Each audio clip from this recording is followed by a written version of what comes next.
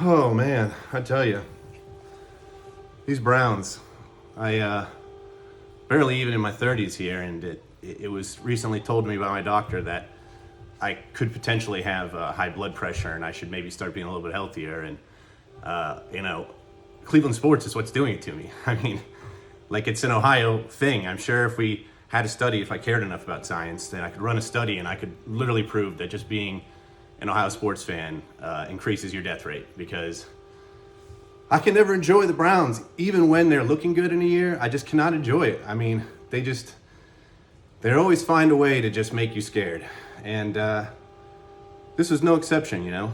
And overarching theme in this, I would say, when I talk to a lot of my friends who are Bengals fans about Joe Burrow and how, you know, he's the wave of the future or whatever. Well, let me start out by saying I never wanted Baker Mayfield. But when we got him and he set this rookie record of 27 touchdowns, I was like, maybe throws a lot of interceptions, has some touchdowns, you know? I mean, maybe he just could be our guy. I don't know. It was like the talking heads talked me into it. And I don't know. I considered it being like, maybe if it was a different coach, maybe it was a different something. But that's kind of how we are in Cleveland. We never really have a clear plan. And, you know, so anyway, the point is he got sacked a ton. He just was getting sacked. We had no offensive line. He was just getting destroyed, just getting crushed all over the place. Had to keep changing his game.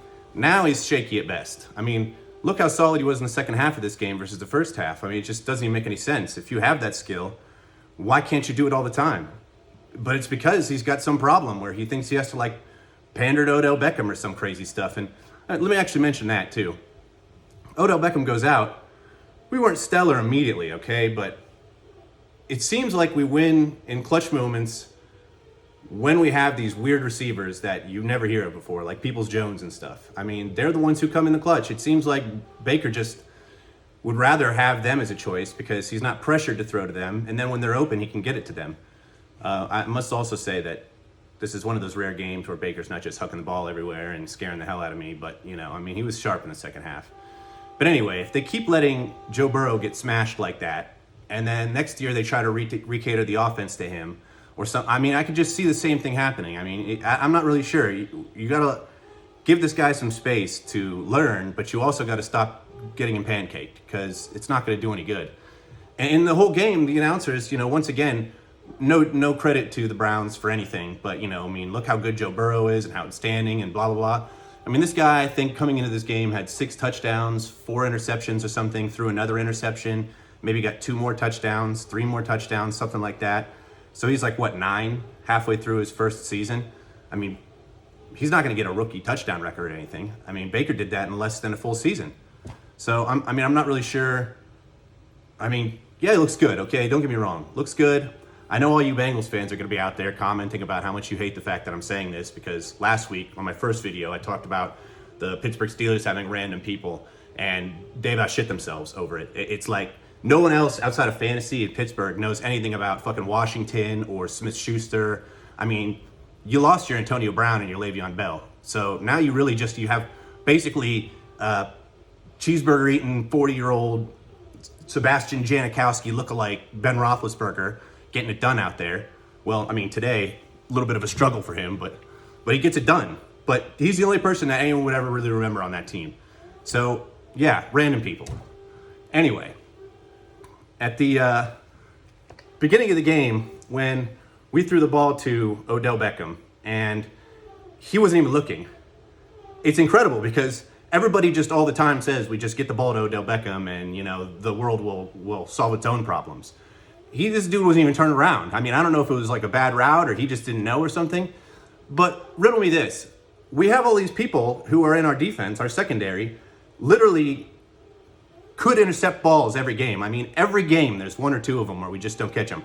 I mean, shit, in the end of the game there, Stephen Hawking could have caught that. I mean, like a man in a wheelchair who can't barely even move could have caught that pass. But for some reason, somebody we pay to do that can't ball hawk. I don't get it. I just don't get it.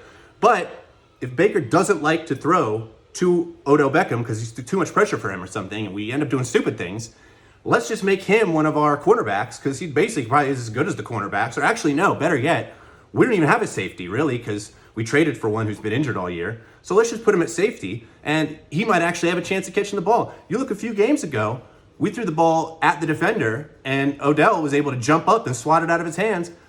Better defense than I've seen out of Sandejo probably all year. So literally, let's just put him in as a safety at this point. You know, I can't deal with him. But luckily, you know, Garrett back in full force. I think it's 6 games in a row now that he has a sack, another strip sack in this game too, which was great. So we got home a few times, but they were really stacking it towards the end there. We just couldn't get around, couldn't get in. Swim moves be damned. I mean, Olivia Vernon just couldn't do anything. We just couldn't do anything. But luckily, we were able to equal it out in the end.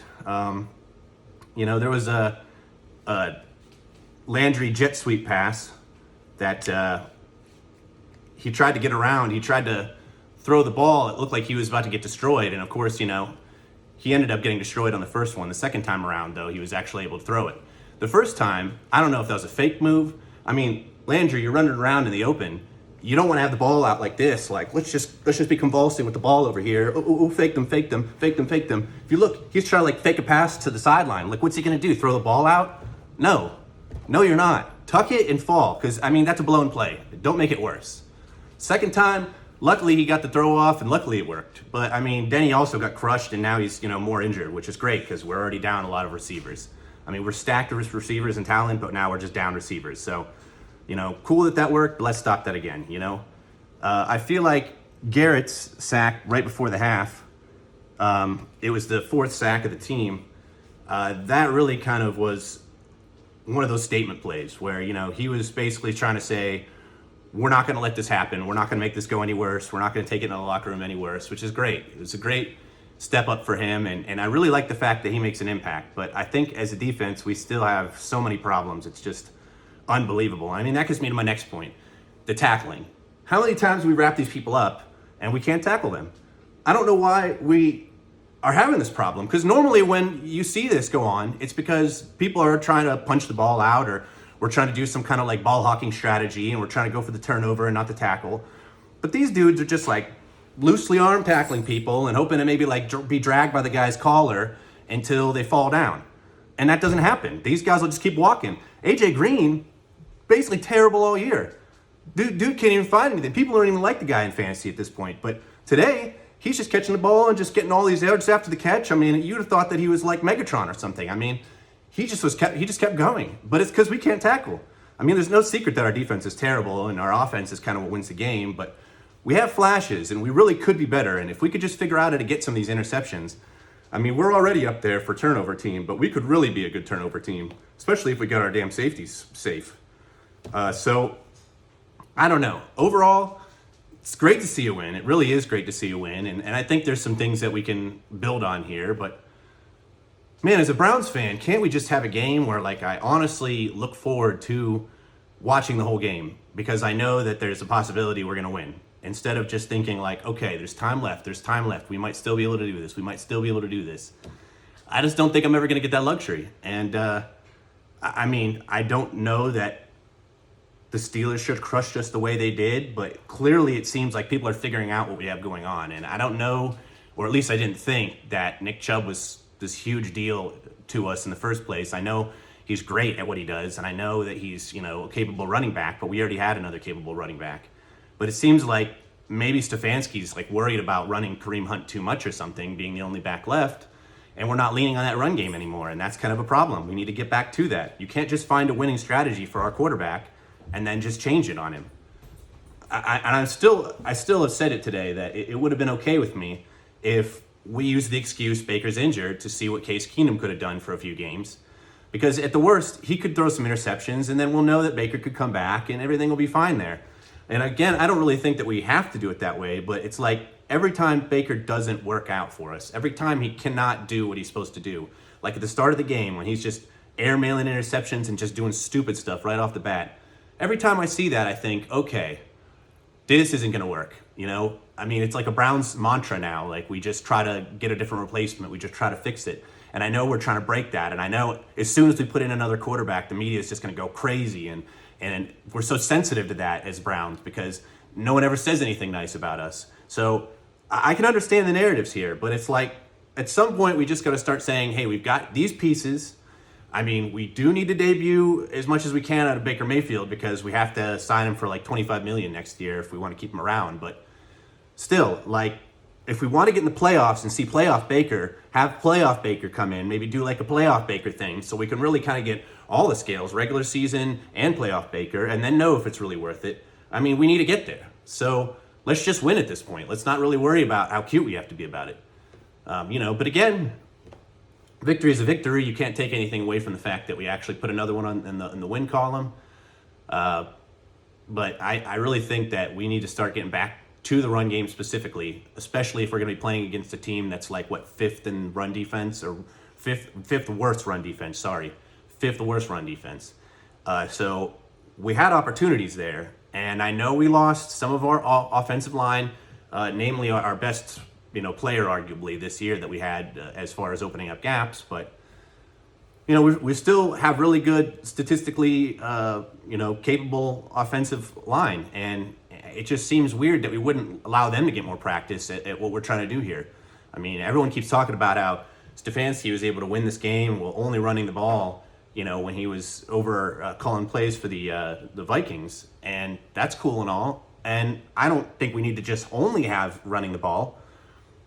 But it really works better when Baker Mayfield doesn't have to make a lot of decisions. Today we got lucky. He was better in the second half. We were starting to see maybe what Baker Mayfield could be or should have been. No faith in that whatsoever at this point, though. I mean, it's just like you only get that with like a side of coffee. I mean, it's not something that comes every single time. You can't order that off the menu. It's only something that you get if you buy the French fries and the Happy Meal. So, I don't know. Hopefully next week will be better. Just for the simple fact that there's a bye coming in the next few weeks, I know that we won't lose every week for the next 2-3 weeks, which is great. It's these little things as a Browns fan, these little things you got to look for. But I don't know, best I can say for these Bengals fans out here is that your team has a lot of new pieces, and it might be hard to watch for a year or two. And I can see you guys are getting close. And I remember that first Baker Mayfield rookie touchdown season. I mean, every time I was getting a little excited. It was like we had some flavor back in us. But I guess you wouldn't know what it's like to be a Browns fan and just have never been to the playoffs in the last so ever many years. You guys have actually had some success with the Ginger Ninja. So I don't know, I mean, your frustrations can never be at the level of ours when we're struggling. So it's kind of nice that we're in this camaraderie together, It's like, being a Browns fan is like being an Alcoholics Anonymous or something, to the point where I people don't honestly go around bragging about being a Browns fan. So I wait until I'm like in a dark room somewhere at a party, and I just kind of like say, Cleveland Browns. And somebody's like, did you say you're a Browns fan? And I'm like, I don't know, what's it to you? You know something about the Browns? And that's kind of how it starts, and then like I try to save their number immediately. I I'm asking for these guys' numbers out there because I need to have a support team to try to talk to while these Browns are losing. So all game, I'm just blasting people messages like, oh, here we go again. Oh, it's typical fucking Browns. Meanwhile, my mom's texting me about how much she hates the team too, and telling me she wants to turn it off after like the first touchdown for the Bengals. So, I mean, it's a support network. It really is. Like, it's like we got to have some kind of end of the year Cleveland therapy, to just sort of like talk ourselves off the ledge that we've been on all year. But I don't know, wins fix everything, I guess, and temporarily this will feel pretty good. I can pretty much promise you that Stephen A. Smith is going to say that, we got lucky or something, and that good job beating the Bengals, who are terrible. He doesn't watch the games. I don't know if you've ever actually, listened to Stephen A. talk, or even Colin Cowherd. They're just people who I feel like pay a sports site or something to like give them the scores and tell them a brief little something that they can read on air and it not be trademarked, because they're wrong a lot, but they talk a lot like they're right. So we're gonna have to hear from them, I'm sure. And Booger and all the guys on Monday Football, I don't know, I mean, I hope that we at least have some positive things to talk about with all those receptions in the end and the fact that Baker actually was all right. But I don't know how many wins it's going to take in a row to actually start hearing good things about the Browns, but we'll see, I mean, stay tuned, guys. Maybe next week we might have to have 2 wins together that we can start talking about.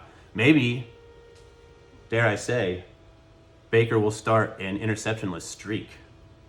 Stay tuned.